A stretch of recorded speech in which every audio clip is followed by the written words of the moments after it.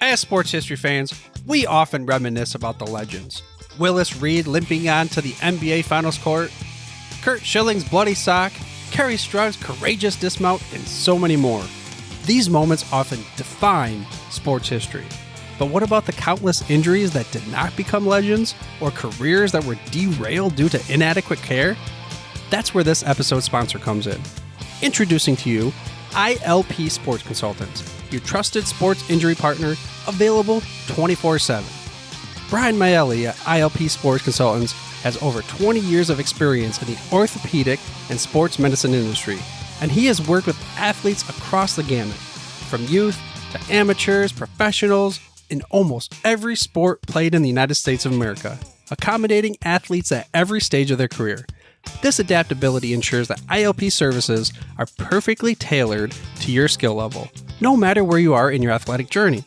With ILP, you are in control. Choose the steps that matter most to you. Diagnosis, treatment plan, recovery, or the whole journey. ILP services are tailored to your unique needs. Rushing for care is a common pitfall, leading to future problems. ILP Sports Consultants helps you make the right decisions, ensuring that you receive timely and safe care. And here's a bonus. Brian hosts the Injured List podcast, sharing insights and athlete stories you won't want to miss.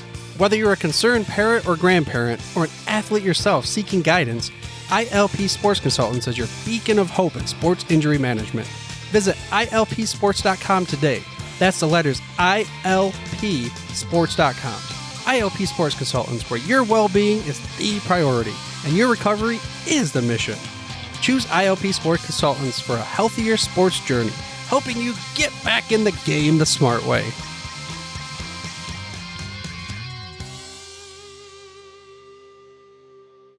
Blog Talk Radio.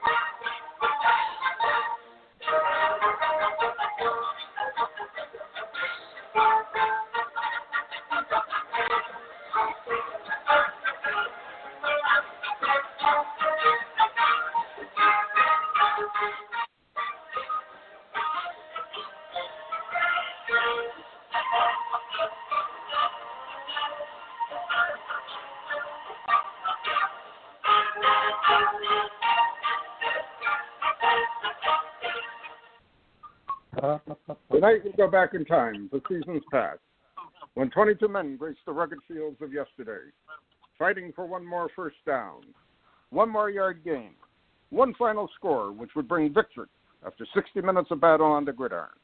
Tonight, we'll explore the world of Gridiron Greats. Welcome to Gridiron Greats Football History and its Memorabilia on the Gridiron Greats Publisher and Broadcasting Network, in conjunction with Swick Enterprises, and we're live from the Wallingford, Connecticut home of Gridiron Greats Magazine. I'm Bob Swick, publisher and editor of Gridiron Greats Magazine, and I'll be your host for the show. Gridiron Greats is the only publication in America which focuses upon the history and memorabilia of the North American football game since its inception in 1869, covering 150-plus years of football history and memorabilia. You'll find us on the web at gridirongreatsmagazine.com. It is at this time I'd like to introduce my co-host. He's a senior contributing writer to Gridiron Greats Magazine, a football memorabilia historian specializing in pre-World War II items, in particular Red Grange, and also Seattle Seahawk items, in particular Steve Largent.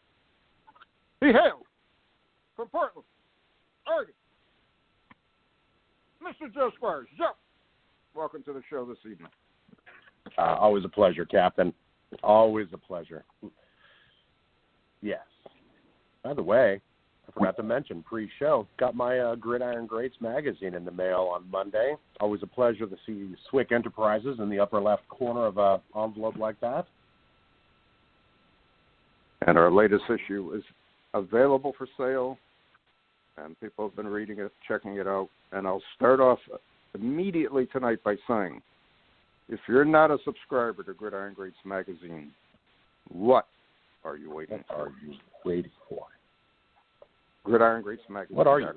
Joe, we're going to lead off tonight on a Super Bowl of improbable conceptualization by me. Yep. After the games we saw this past Sunday. Unbelievable. Sorry, Captain.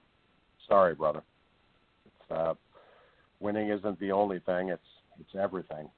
From the man who from the NFL champion, the trophy's named after they hoist. It's second place yeah. I'm just in shock at the play calling that I saw. Oh. Having one of the best quarterbacks in the National Football League on your side and doing what you did. I'm just in a total state of shock by the whole thing. I'm not happy by what I've seen. I've seen a lot of stuff online too. Packer Nation is pretty upset with the team coaching. Obviously, you really got to question what's going on, and I do got to compliment Tom Brady, the ageless wonder, who's been in half the Super Bowls in his career. I mean, that's really what it comes down to. Can you believe that? I mean, 18 years of playing, or 19 years of playing, excuse me. He's been in 10 Super Bowls. Their first Super Bowl win, obviously, against the Rams in that classic, the classic gun show, 2002, yep. The Rams unstoppable, just airing it out that Kurt Warner era. And it was appropriate for them to win that one. In 2002, it was after September 11th. Everybody was rooting for the Patriots. That seemed very appropriate. But yeah, this guy just keeps popping up. He's, on the one hand, I like dynasties. I've told you that before, but this guy, we are witness to the greatest, not only player of our time, but probably the greatest player ever in the NFL. I don't know, 10 Super Bowl appearances. He's 5-4 in Super Bowls. He's the greatest. And what's unheard of to me is, okay, I can see in a way what the Patriots were doing, trying to move on, but I don't think they really moved on to anything constructive this past season. I think it was just, pretty much they could have gone with Brady one more year, and they probably would have won again, because again he was able to adapt to a modified Buck system that he can excel in. And, he hits pay dirt again. There'll be a book. One of these days, there'll be a tell-all book. Somebody will write it, and we'll know what went on behind closed doors. But we don't know who moved on. Was it Brady moving on, or was it Hoodie who wanted to move on? We'll never know. I mean, was it Brady wanting to get out from under the shadow of Hoodie?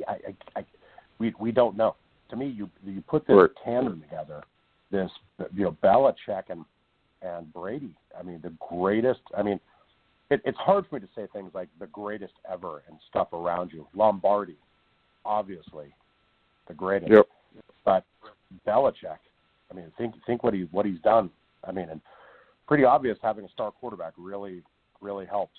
Right. I mean, one of these days, hopefully there'll be a book, and we'll be able to hear somebody's side of the story about who moved on from who broke up with who. I mean, but harken back to the days of the Packers, with Brett Favre, and who moved on from whom. I mean, you had Aaron Rodgers riding the pine. Green Bay decided to, all right, it's Rodgers' time, and Brett still had some gas in the tank, and he proved it. Right. And he proved it. He proved it with two teams, taking the Jets to, I believe it was the AFC Championship game for the first time in I don't know how many years, and then with Minnesota, your arch rival, you end up playing for them for whatever it was, a couple of seasons, and again, it was a situation where Favre still had it. He wanted to play. He wanted to prove to everybody he still had it. And I think a lot of these guys feel the same way. And, again, you look at a quarterback, how many quarterbacks really spent their entire career with one team lately? Very few. Yeah. And Brady, of all Absolutely. people, I never would imagine not being in the Patriots uniform, just like I never anticipated Peyton Manning not being in a Colts uniform and then ends up with the Broncos. That type of situation. So, and obviously, Brett Favre. Obviously, I call Brett Favre, Brett Favre from that movie. Something About Mary. It's kind of a nod to modern culture, but Favre I think he has he's the only quarterback in NFL history to have beat every single team in the NFL, which is kind of a funny stat when you think of it. Exactly. Including his old team, Packers, play calling. Yeah. And it reminded me of that Super Bowl. The Seahawks lost, to the Patriots back in 2015. Bad play calling. Why you've got one of the greatest running backs. You've got, why are you throwing the ball? Why are you throwing the ball? I mean, and you just shake your head at bad play calling. And when they were interviewing David Butler, the safety who picked that ball off, he was like, we practiced that in practice. I mean, we had word that the Seahawks loved that inside slant, and we knew how they lined up, and we knew what it looked like, and I knew where to go. We practiced it in practice a lot. Right. And you take beast mode off the field. He's not even there as a decoy. He's not even playing Terrell Davis, with the Broncos as a decoy, when he was blinded by migraines, in the Super Bowl. Beast mode's off the field and you try that inside slant. And as a Seahawks fan, I'm shaking my head. What the hell? You've got time on the board and you're down first and go, just ram it through. Make it happen. And same thing with play calling. There were a couple of I call them career, decisions by like Aaron Rodgers. He probably could have ran that in for a touchdown, but he chose to, pull up a little bit. That's a career decision right there. Right. And again, and if I was coaching that situation, I would just told Rodgers, do whatever you got to do, get the ball over and get the 2 points. It's on you. And that's it. And he probably would have. He probably would have easily done it. But again, I see a lot of metrics involved, a lot of probability, blah, blah, blah. And you know what? In a game that important, you shouldn't be wasting time on that. That's the way I look at it, being old school. So that's it. And it's tough. We were talking offline about, the fail safe for a coach to say is you get down there, you put points on the board. I think a lot of fans are like, okay, it's a 2-score game, 4 minutes, 5 minutes left, 3 timeouts. At some point, you got to punch it in. You got Tom Brady on the other side. Right. We're down here close. You punch it in. Right. I don't think there's many fans who would be pissed if, the Pack try to push that in on 4th down. They try to go for it. Unless it's a horrible play call, unless it's line up in an I formation, telegraph what you're doing and try and ram it down their throat. I mean, get creative. You've got half a dozen plays in your trick bag. Option. Tight formation. Peel the tight end out. Whatever it is, you've got plays there. I don't think there's fans who would second guess a coach who rolls the dice and bets on the ability of their professional players when they get down there in that position, versus the career decision, which is to put points on the board. You can't question, well, we put points on the board. That's the fail safe. That's the safe play. Well, sometimes you got to roll the dice, Exactly. Especially when Tom Brady's on the side. So I don't know. It was disappointing to see the Pack lose. Just because you're a dear friend, and I'm a Packer fan. They're a legacy. They're the Packers. They're the Green Bay Packers. Who doesn't love the Green Bay Packers? You're not an NFL fan if you don't. It's history. It's just like I'm a closeted Chicago Bears fan. How am I not a Bears fan? They're NFL history in the making. Yep. It's easy for me not to like the Dallas Cowboys, obviously, because no, I'm just kidding. That was for Steve. But it's I don't know. tough. I feel bad. It's. I remember a couple years ago telling you a story about how I was in a store and a guy was wearing a 2005, Seattle Seahawk jacket that said, 2005 NFC champs. We lost that Super Bowl to the Steelers. It was like, dude, you don't wear an NFC champ jacket. Second place, nobody cares about. Nobody remembers who the NFC champ was. Nobody remembers who came in second in the Masters. Exactly. It's don't celebrate second place. It's impressive. You're the best in the NFC, but it's not the best. It's I don't know. Exactly. It kind of reminds me. It's tough. Exactly. I'm sorry. All right. Our special guest is here, and we're going to move on. Our special guest this evening has one of the largest collections of over 1,400 custom football McFarlane statues, with 90% of them being Hall of Famers. Our guest hails from Canada. I'd like to welcome to the show this evening Mr. John Sanchez. John, welcome to the show this evening. Hi, guys. How are you, John? Pleasure to be on. Afternoon, John. Welcome to the show. Thanks for coming on. Yeah, my pleasure. It's I'm very passionate about this collection, and I think it very well embodies the message that your magazine is trying to put out, honoring the great players of the past. So it's my pleasure to be on. John, judging by the PDF booklet you sent me, you are, passionate about this is an understatement, my friend. Thank you. You are the expert, and I'm going to lead off right now by asking you, how'd you get started collecting these amazing pieces of statues and just great? It was a long journey. Actually, even though I currently live in Canada, I grew up in South Florida. I grew up in Miami in the 1960s, and during that period, I developed a very strong love for the game of football. I had an uncle who went to the University of Miami, and he would take us to the games. It was during the George Myra age, if you remember who he was. They had played for the San Francisco 49ers.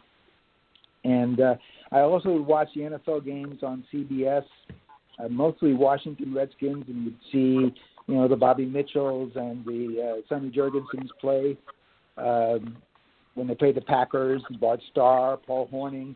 So I began to have a love for the great players of the past. As time went on, actually in 1969, I had my brother. I have a twin brother who's also a collector. Who we got free tickets to go to the Super Bowl. So we were in the Miami Orange Bowl in 1969 when Namath defeated the Colts under Shula. And, of course, in 1967, when the Dolphins came to town, I became a huge Miami Dolphin fan and got season tickets. And so it was a combination of those factors that led me to want to do something in football. But fortunately or unfortunately, I think it's fortunately, I met a young lady and we fell in love. And 7 kids later, it was tough to come up with the money to you had to pay for the tuitions in college, 7 of them, plus graduate school, and 2 weddings. I had 2 daughters as well. And so my journey for collection really was delayed until 2002. So it took me a while. I was in my early 50s when my wife said, "Yep, it's time. You can create your man cave." And I remember receiving the first McFarlane, which was a Ricky Williams McFarlane. That Ricky Williams one looks good. Yeah, it was one of Todd McFarlane's first figurines from his series, and but most of his figures were stars of the day. Even though some of them ended up becoming Hall of Famers, like the first Warren Sapp was the first figurine ever created by Todd McFarlane, and he's in the Hall of Fame. And the second one was Kurt Warner. So at least his first 2 were in the Hall of Fame. but most of them were not Hall of Famers. And as a result of that, eBay actually, I started to see on eBay the production of custom McFarlanes. And these would be artists that would take a standard McFarlane figurine, these are 6-inch figurines, and they would customize them to reflect the new player, and a number of them were Hall of Famers. So I started to buy up, and for a 5-year period, I probably was the leading buyer of custom McFarlanes on eBay. But most of them didn't know the old players. You know, they didn't know a Joe Gunyan or a Fats Henry. So in order to complete my collection, I actually began to commission some of these Hall of Famers to create the ones that nobody ever knew about, and that was a lot of fun because, in fact, this is where your magazine came and was very helpful because I was able to research. I would provide the artists because they didn't know. Most of them were young guys with the information of the uniforms, their style, their poses. So your magazine was very helpful in that process. And by, I would say, 2015, I had collected every Hall of Fame class from 1963 to 2015, and in fact, in many cases, had multiple individuals within that, and began to expand that collection into dioramas where I would take multiple Hall of Famers and put them into one setting. So that pretty much led me to where we're at today. Wow. Unbelievable. You know, it's interesting to share with our audience. You sent us a presentation, the book that you had, and I'll tell you, I thought I knew a little bit about McFarlane's, but I really did not comprehend. I didn't really understand how deep it is until I read your book there, as far as all the different artists and all the different timelines for the different types of production of, Savino, so on and so forth in the statue market. I had no idea about that. It was pretty amazing to read and to look at the same time. So that's an amazing part of your collection also. So unbelievable. I think a lot of your collectors would know the collecting market for figurines started in the 1960s with Heartland creating figurines, and then in the 80s the starting lineup came out. But both of those weren't very detailed. What Todd McFarlane was able to do was to make these look very, very realistic, and then the artists that customized these McFarlanes make them even more realistic, especially reflecting the older players, because you don't want to have Jim Thorpe with the face of Tom Brady, right? So they had to somehow find parts that would make the old timers in this collection look old timers rather than young. Yeah, it's pretty cool. Like you mentioned, the SLUs. You know, I used to collect a couple of those. The starting lineups. They were a lot shorter than these. Did you say you have 7 kids? I have 7 kids and 19 grandchildren. So that's why we can't leave Canada, because as much as my family's still in South Florida, and I go down every so often for Dolphin games, but not obviously not with COVID now. But I can't leave my 19 grandkids that are in Canada. But all of them are Dolphin fans, so that's good. Nice. Well, John, with 7 kids. 7 kids. It's nice to see you have a hobby outside of the McFarlanes. Right. Bob mentioned, the book that you sent us, the 30-page book, and I looked at that quite a few times after you emailed it to me. First of all, it was 300 meg. I think it took like 3 minutes for me to download it, so thank you for sending in that, on that Dropbox. But just incredible. How do these get made?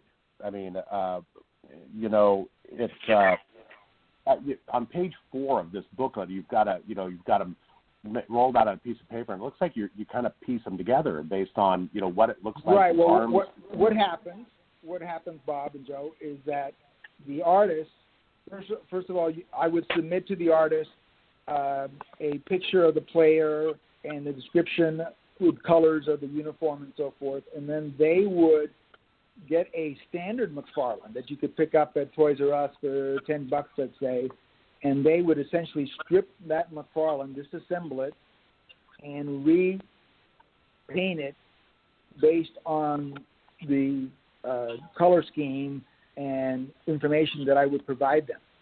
And it's a long process. Normally, it would take an artist probably, 3 or 4 days to complete the reconfiguration of a standard McFarlane.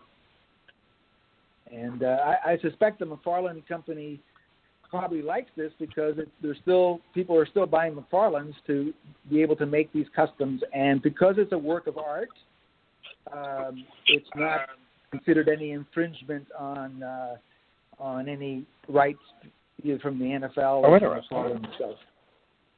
Oh, I hadn't even thought about that as like infringement like that. Huh.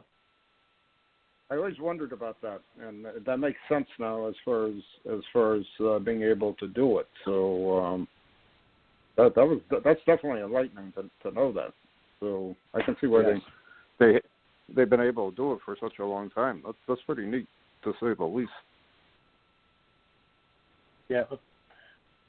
So you're not piecing these together. You're still. No, you're still I'm not the artist. I commissioned the artist to.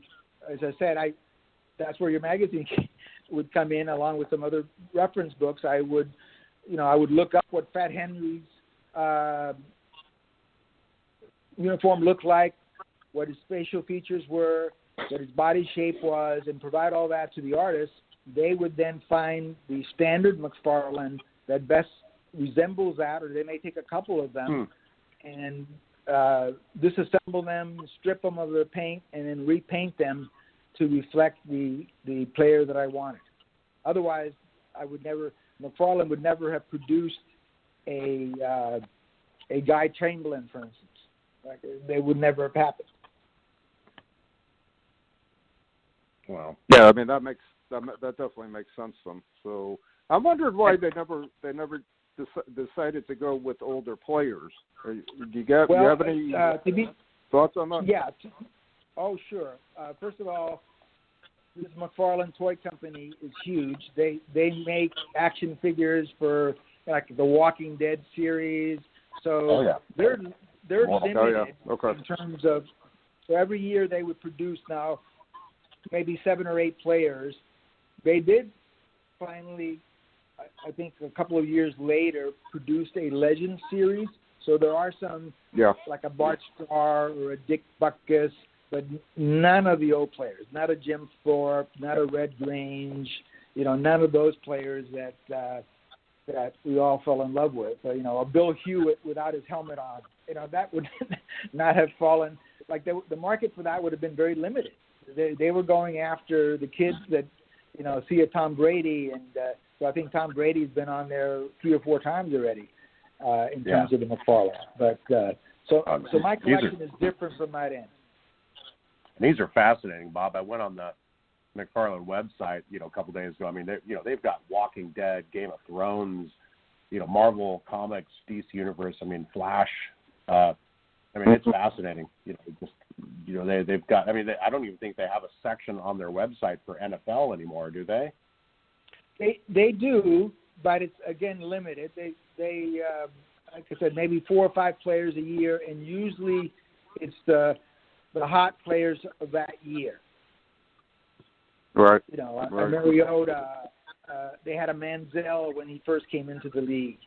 They would try to anticipate, who's going to be hot, but they really didn't do justice from the old timers.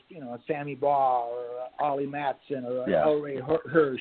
They would just never do that. I had to find the artists that were capable, and that's how the collection expanded, because otherwise I would have been very limited. There's no way I could have ever completed all the Hall of Famers.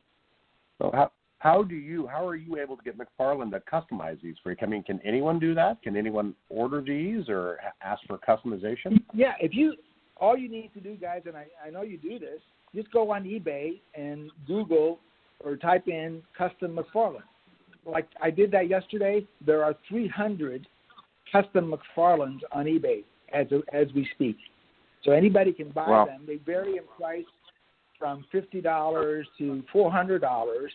But again, you would be hard-pressed to find an old-time Hall of Famer. You may find the occasional Paul Warfield, Nick Bonacani, but if you go back to the starting class, then you're not going to find those. So Leo Nominelli, those are not going to be. Those you would have to commission with the artist and say, this is the player I want. This is the stats. This is information that you need to be able to put it together. And then I got comfortable with 3 or 4. I may have bought from 20, but there were 3 or 4 that were really, there's one guy that every one of his pieces is almost like a museum piece. John, I know you're for real. You pronounced Nick Bonacani's last name correctly. Well done. There you go. One of my favorite Dolphins of all time. And no kidding. Yeah. John, how do you actually display and store these pieces?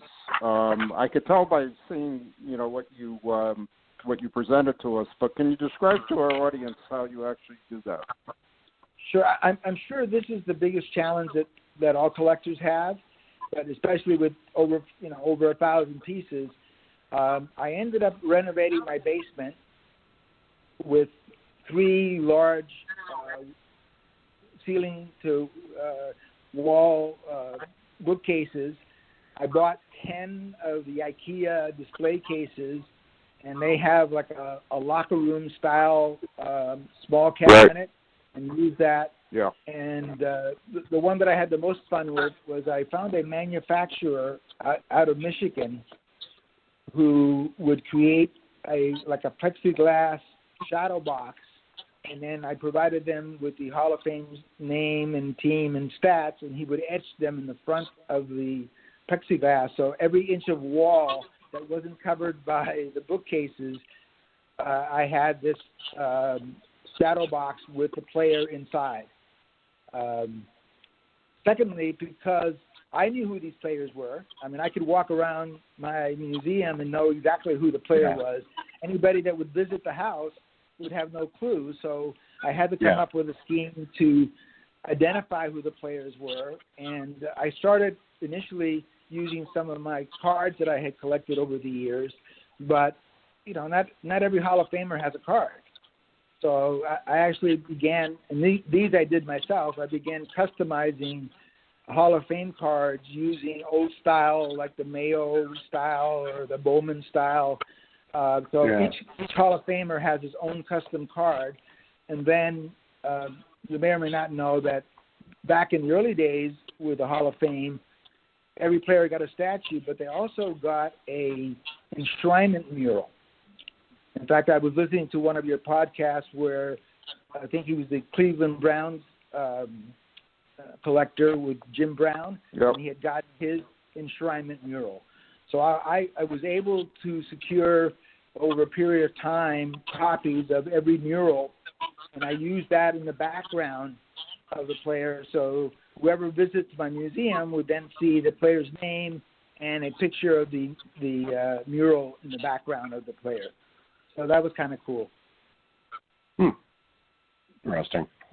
That's pretty cool because I noticed you had the same kind of background scene in the booklet. You had a lot of them, the same background scene with those actually were not. That's not the background in the booklet. Was I had a catalog every player, so I used the same background, but that's not the background that the player is displayed at. That's just for my cataloging purposes. As you can imagine, you could lose this pretty quickly if I didn't know where they were and so forth. So I used the same background to catalog the players, but then I would take them from that and put them in their own case with their Hall of Fame mural as their background. How interesting. Yeah, I noticed that. I began to notice a pattern with the referee, kind of crouching down. That's just common. That was just a background that I found to use just to but they're not displayed that way. They're displayed in with their Hall of Fame mural in the background. Yeah. Our next question is, what are your top 6? But I kind of made a note on what my favorite ones were, and I wanted to run them over with you and get your input, what you thought. Sure. The Johnny Unitas one with his arm cocked back looks so good. That one is just spot on. That's Unitas. That's his throwing style. That was really well done. Absolutely. Yeah, that was an artist out of actually your area. And nice. Joe Gunning is his name, and he if you remember in my information to you, I rated the the artist, and he was the one that was most creative, and I like his work because he would put them in styles that you wouldn't see if you took a standard McFarlane receiver or quarterback. They wouldn't have that style, and he was able to create that without it made him look very realistic. Yeah, and I'll share some of these with our listeners later on our vintage, football card website. There's one of Todd Tobias will love of Lance Allworth catching a ball and cradling in what I assume is a touchdown pass, because Lance Allworth was really good at catching touchdown passes. That one looked very good as well. I really like that one. Yeah, very good. The Red Grange one looks good. He looks a little thicker than normal, but it still, I love the colors that got picked. The classic, 77 looked awesome. My second favorite, Dwight Clark, the catch. That looks so good. I mean, and it was so well done. And just him jumping up with, it's not named in it, but, Everson Walls standing there watching, and just a lesson in futility as Dwight Clark jumps 10 feet up and catches a ball that was intended to go out of bounds. Just that one looks really good. I like that one.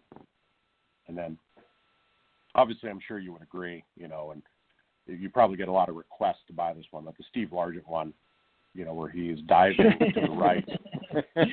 I thought Joe would like that. Yeah. I thought Joe would like that. Again, what I assume is a record-breaking 100th touchdown pass, breaking Don Hudson's record. And his, white home uniform, just really, really well done. That's probably my favorite. I'm sure everybody who would peruse through that catalog would agree. It's probably the best-looking one. That's it. That's really impressive. Those ones caught my eye, but being candid, that was Dwight Clark. The Dwight Clark to catch one is probably my favorite. Your question, Bob, is like asking me, who's my favorite child out of 7. Like, I have picked 6, but it's very difficult. And all the ones that you mentioned, I could have easily put into my top 10. These were very well done and reflected. I have a few other Red Granges that body size were probably a little bit more symmetric to what he looked like. But, sometimes these are artists, right? So they take liberties sometimes in terms of how they create them. Right. Yeah. Let's kick it to you then, John. What are your favorites? Yeah. Well, as I began the collection, most of the McFarlanes were individual players, and they would be in a stance. It came to me later on that wouldn't it be cool to have McFarlanes and these great players in combination of each other, kind of in a diorama type of approach. So my absolutely favorite is one that I commissioned from a painting done by Richard Marks, who's a well-known sports artist, called Doak and the Boys, and it's showing the 4 Hall of Famers from Detroit, Bobby Lane, Lou Creekmore, Dick Stanfill, and Doak Walker, sitting on a bench during the 1952 championship game, and the detail on this is unbelievable. It's like you're almost there.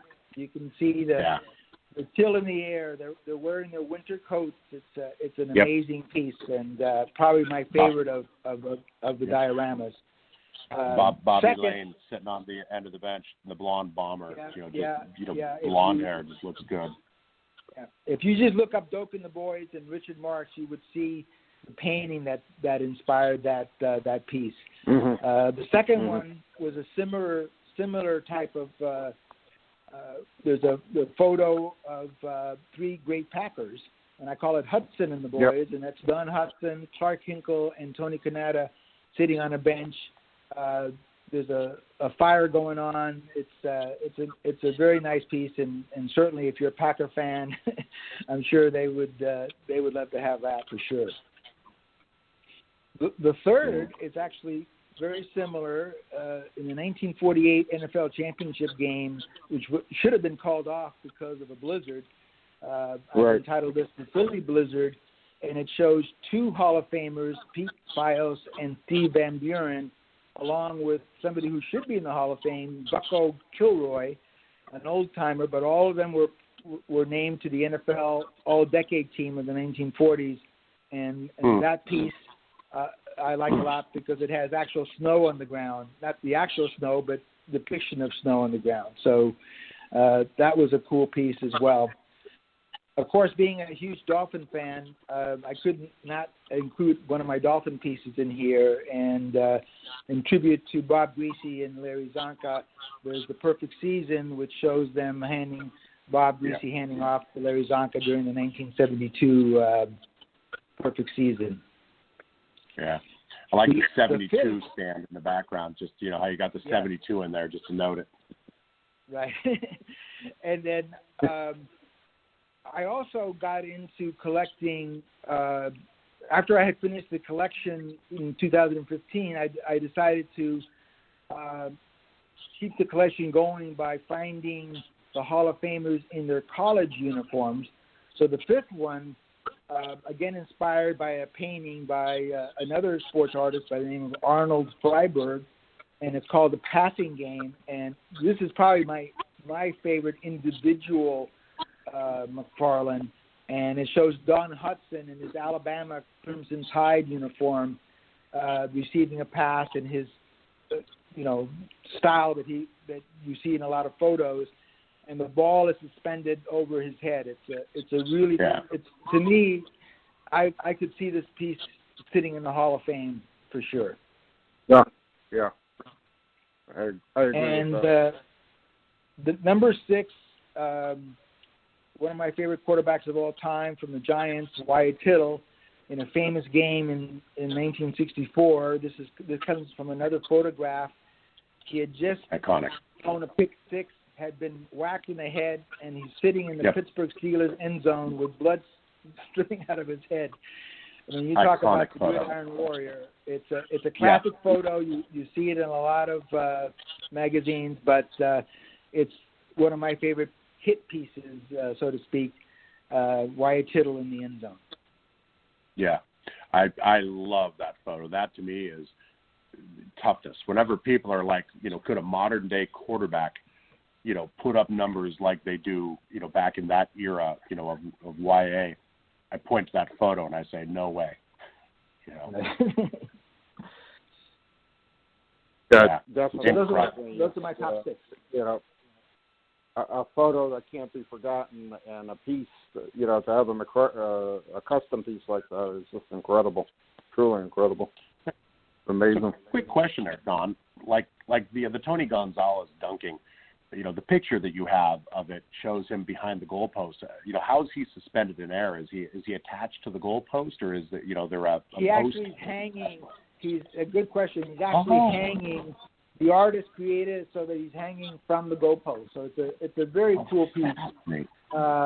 And I got it actually before he became a Hall of Famer. So that's one of the fun things of the collecting. I would collect McFarlane customs that I thought should be in the Hall of Fame, and this one was one of the ones that I collected early before he went into the Hall of Fame, but I was pretty confident that he would make it. Wow.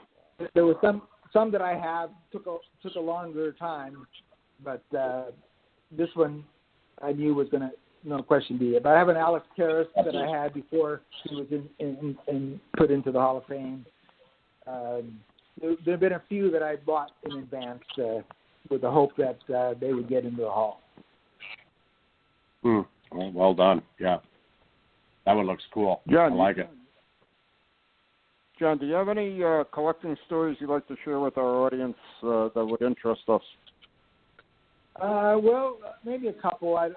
There's one that in the package that I sent you, I rated the number of Hall of Famers that I had by individual, and you may have seen that the number one player that I had was Ted Hendricks. And, of course, he played for 3 NFL teams as well as the University of Miami, so it was easy to come up with a 16. But what's interesting about that is that I actually went to high school with Ted Hendricks in Florida. He was 2 years ahead of me. I never met him, but I could see him walking the halls because back then he was still 6'7",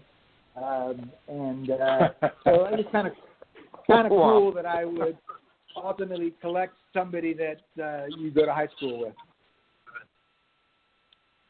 Other than that, as a sidebar to the collection, because of the research that was required, I ended up with a pretty large collection of your magazine and of the Pro Magazine Hall of Fame edition. So, yes, McFarlane was my focus, but I also benefited from the things that I needed to create these McFarlanes. And those 2 magazines, I have quite a few. Yeah. I noticed Ted Hendricks, obviously, you have 11 of those from the NFL, 5 from college. Bobby Lane, interestingly enough, what's up with, you have him as, the one, the Doak and the boys. Well, why Bobby Lane? Obviously I have him in numerous Detroit Lion poses. I have him in numerous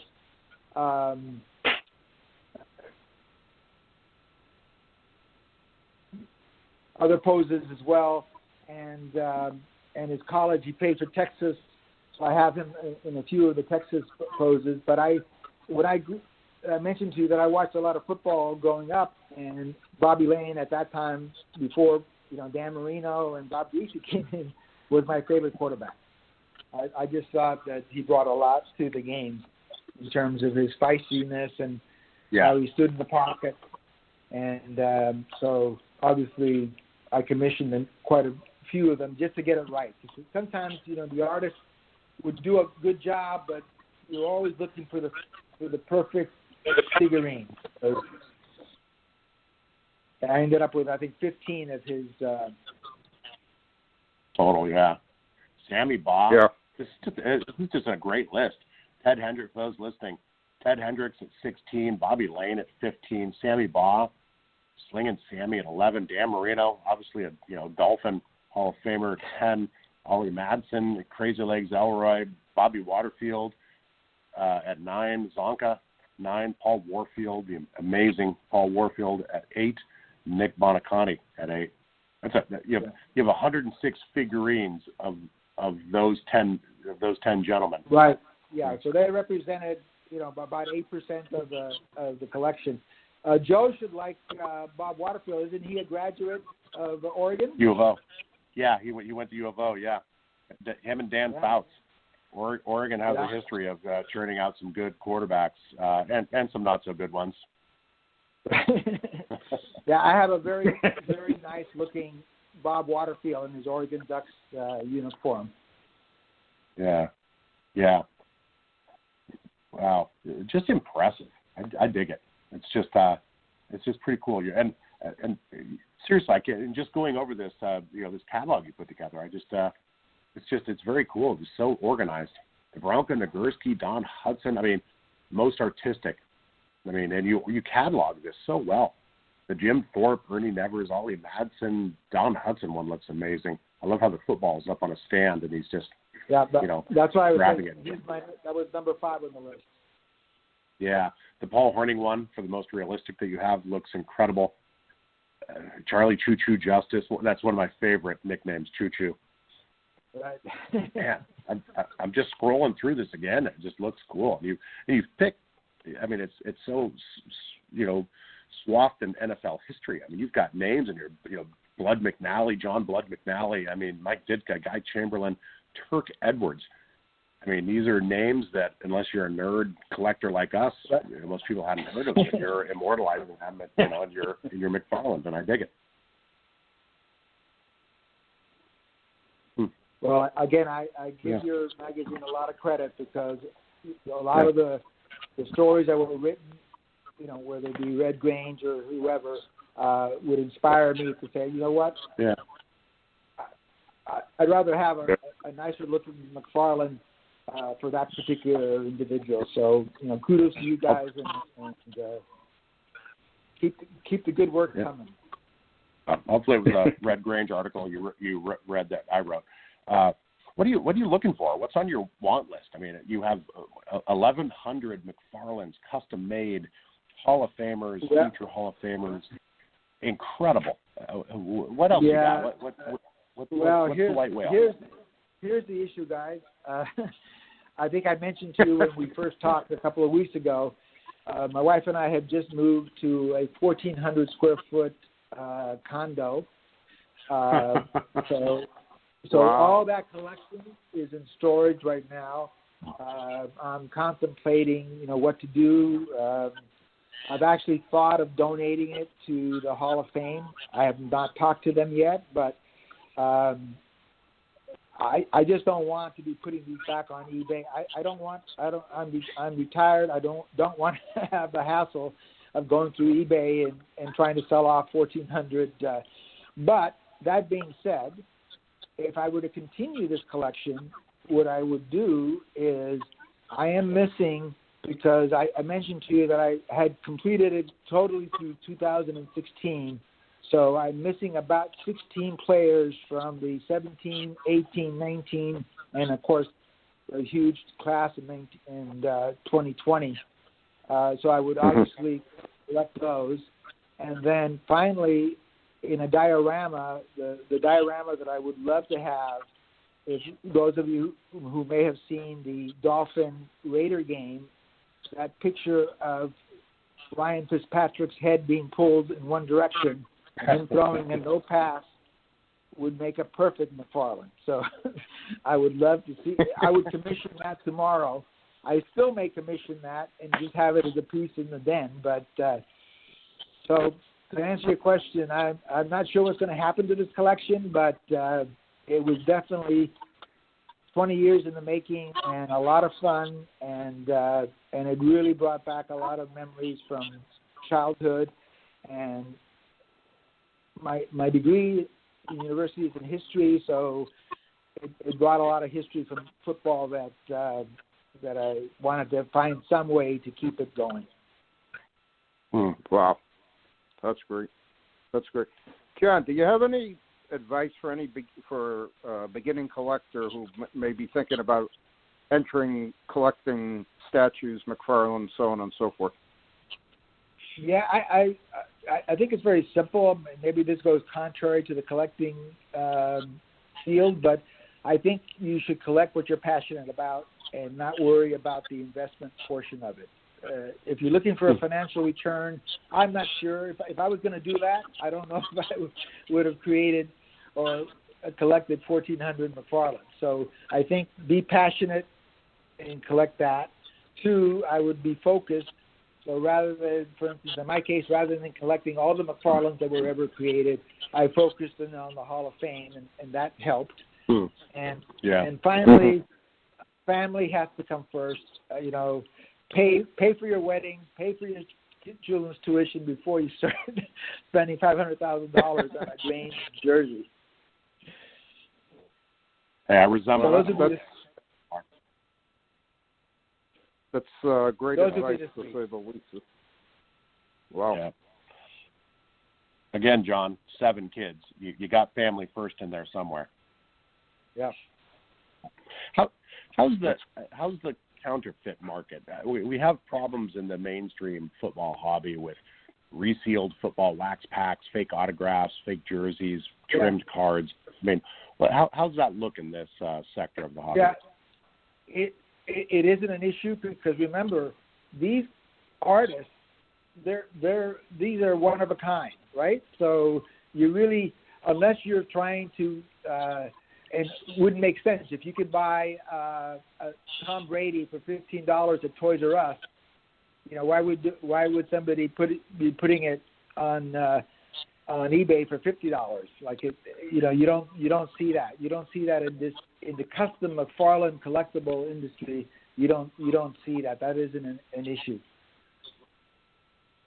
Okay, so is it pretty prevalent? Is it just something to be wary of? So, if it's too cheap to be true, it's too good to be true price-wise, it probably is, kind of thing? I mean, what's some advice you have for somebody who's...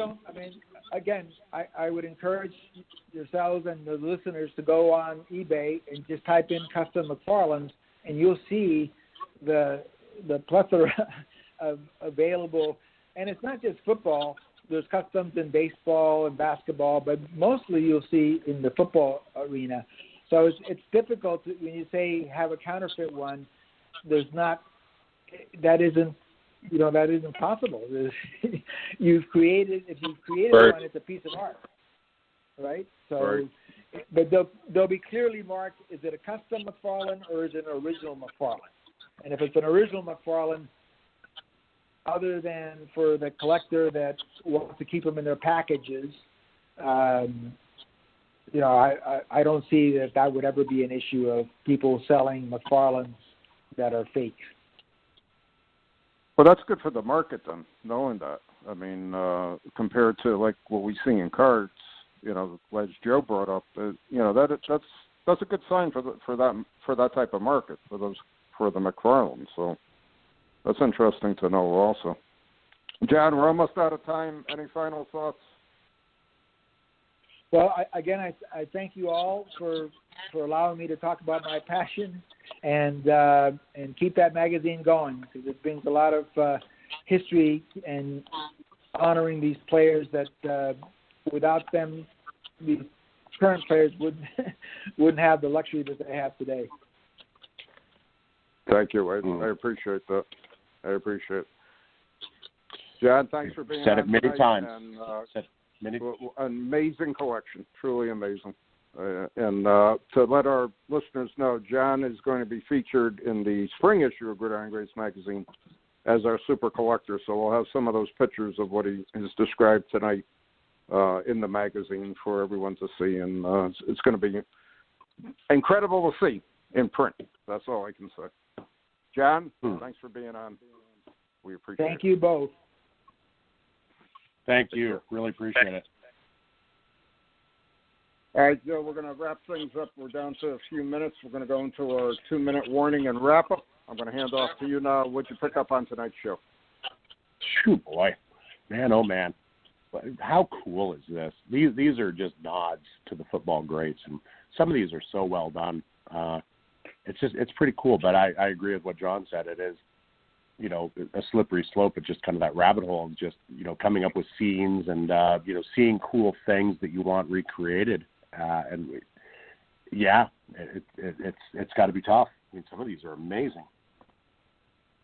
Yeah, I was when I got the emails and looking at all the pieces of the book and so on and so forth, I was just floored by the sheer volume of what was there, the beauty of them. I mean, they're just so nice to display. I mean, they're very, very pleasing to look at, and you can ponder the scene, the player, and think back to the history of that player or the scene, so on and so forth. And I think that really makes them a very unique and educational collectible on top of it, And to have 1,400 of them is just, to me, incomprehensible in a way. But what a collection. I got to say, John's been a subscriber to GG for many, many years, one of our few Canadian subscribers.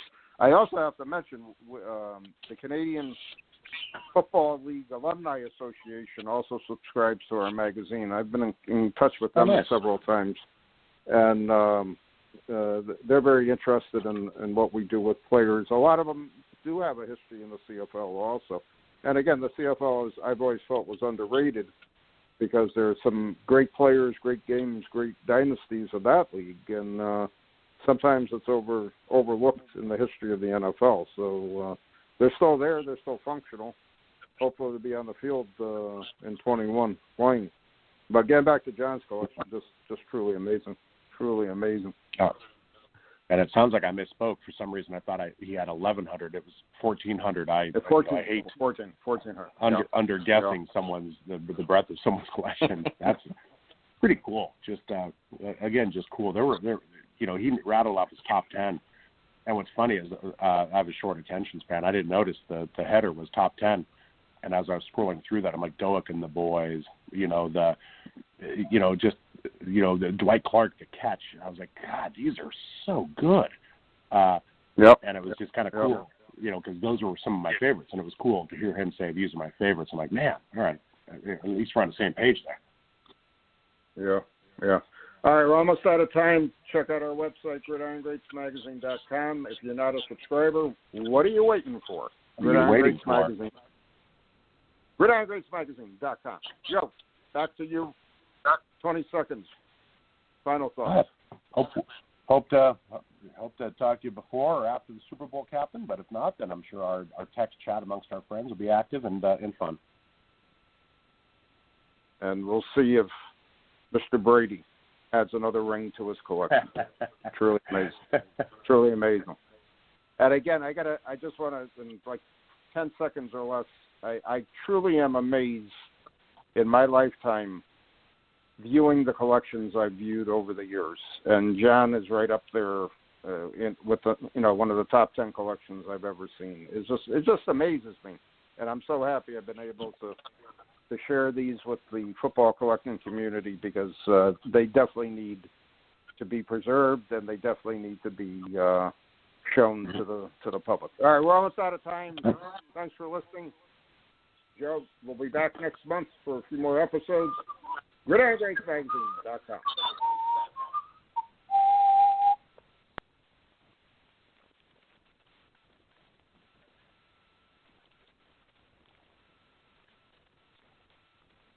Hey there, sports history fan. This is Arnie Chapman, a.k.a. the Football History Dude, and I wanted to thank you for stopping by to listen to another episode here on the Sports History Network.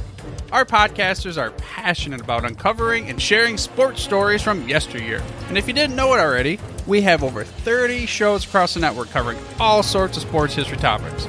In fact, here's a glimpse into one of our awesome podcasts here on the network. Each week, the official Football Learning Academy podcast will take you deep into the history of pro football through interviews with players, coaches, or administrators in the NFL, as well as interviews with Pro Football Hall of Fame selectors, authors, and historians. You'll learn how the game evolved and important moments that shaped the sport into what it is today. And don't miss the Pro Football History Nugget of the Week. Listen to the official Football Learning Academy podcast on the Sports History Network. How about that? I bet you're super hyped to go listen to that new podcast, right? Well, to learn about this show and all the other podcasts on the network, head over to sportshistorynetwork.com/podcast. Again, that's sportshistorynetwork.com/podcast. Head over there today to find your next favorite sports history podcast.